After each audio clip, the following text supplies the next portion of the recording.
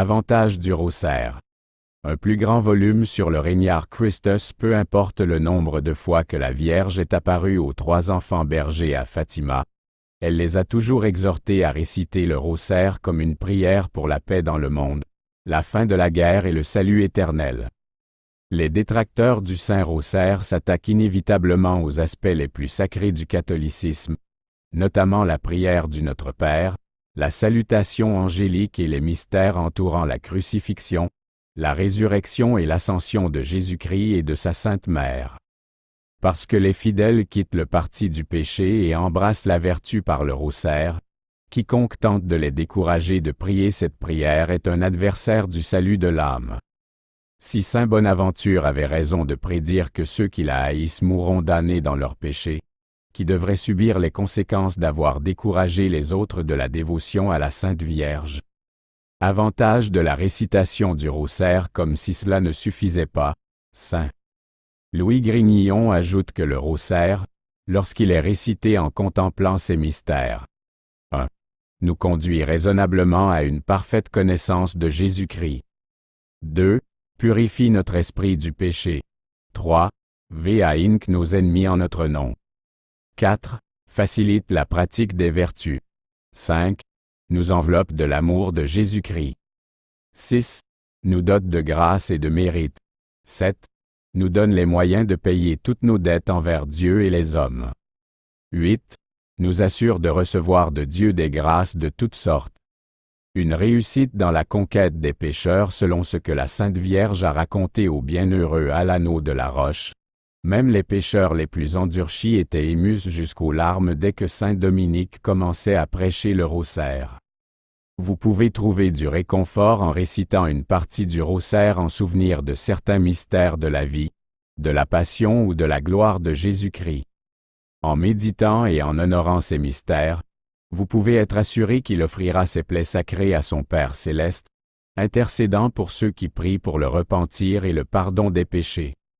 Le bienheureux Alano a un jour entendu notre Seigneur dire « Si ces misérables pécheurs récitaient fréquemment mon rosaire, ils participeraient au mérite de ma passion et, en tant qu'avocat, j'apaiserais la justice divine. » Une arme d'assaut pour les démons dans cette vie. Les conflits et les tentations sont constants. Plutôt que de combattre des adversaires mortels, nous devons affronter les forces de l'enfer lui-même.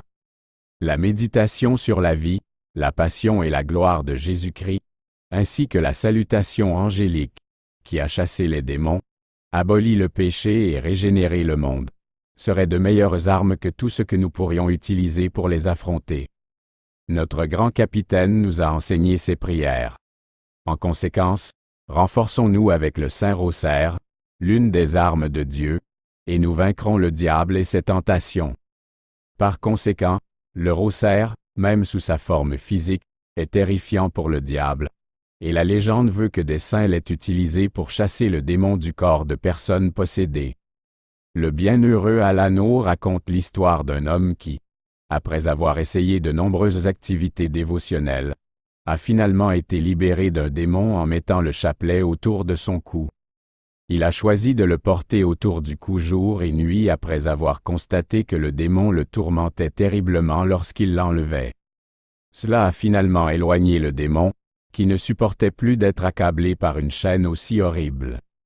Selon le témoignage du bienheureux Alano, il a libéré de nombreux possédés en leur mettant simplement le chapelet autour du cou. Une jeune fille possédée par un démon fut amenée à voir le père Jean Amat, membre de l'ordre de Saint-Dominique, alors qu'il prêchait le carême dans une ville du royaume d'Aragon. Elle se mit à gémir et à hurler de terreur dès qu'il lui mit le chapelet autour du cou, malgré ses tentatives répétées et infructueuses d'exorcisme. Elle s'écrie « Enlevez, enlevez ces grains qui me tourmentent ». Pris de pitié pour la jeune fille, le prêtre retira son chapelet de son cou. Le révérend père se reposait sur son lit cette nuit-là lorsque les démons qui avaient possédé la jeune fille se jetèrent sur lui, furieux, et tentèrent de le capturer. Mais le prêtre tenait fermement le chapelet dans sa main, et il battit admirablement les démons et les chassa. Il s'écria « Sainte Marie, Notre-Dame du Saint-Rosaire, aidez-moi ». Le lendemain matin, il se rendit à l'église et découvrit que la pauvre fille était toujours possédée. Son démon intérieur éclate de rire en le narguant. « Ah, mon frère, si tu n'avais pas eu ton chapelet, nous t'aurions achevé. Je vous ordonne, mauvais esprit, de quitter immédiatement ce corps par les très saints noms de Jésus et de Marie, sa sainte mère, et par la vertu du très saint rosaire, dit le révérend père en jetant le rosaire sur le cou de la jeune fille. La jeune fille fut libérée au moment même où ils furent contraints d'obéir. Ces anecdotes démontrent que les grains bénis du rosaire chassent les démons et les péchés de toutes sortes, démontrant ainsi le pouvoir sacramentel du rosaire. Une défense inébranlable contre ceux qui veulent nuire à la foi catholique sous la protection de Notre-Dame du Rosaire. Qui d'entre nous se souvient des triomphes remportés par Simon, comte de Montfort, sur les hérétiques albigeois? En raison de leur immense renommée, personne sur terre n'a jamais vu quelque chose de semblable.